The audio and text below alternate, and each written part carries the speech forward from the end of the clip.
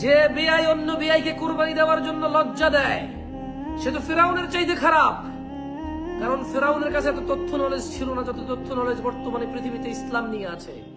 কোনটা আল্লাহর জন্য কোনটা মানুষের জন্য এটা নির্ধারিত, এগুলো স্পষ্ট, এগুলো কোনো কিছু অস্পষ্ট নয়।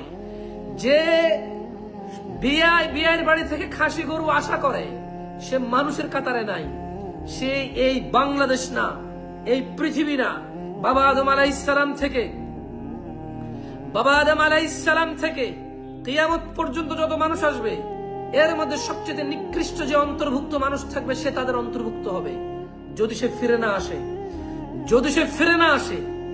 যদি সে ক্ষমা না চায়, যদি সে নিজের অন্যায়ের জন্য অনুতপ্ত না হয় এবং আল্লাহর কাছে ক্ষমা না চায়, ও তো মানুষের মধ্যেই পড়বে না, ও পৃথিবীর নিকৃষ্টতম, ফিরাউনের চাইতে ও নিকৃষ্ট হবে। সে কুরবানি ইবাদত যার সমর্থ হবে সে দিবে, বিয়ের কি আসে যায়? আমার সমর্থ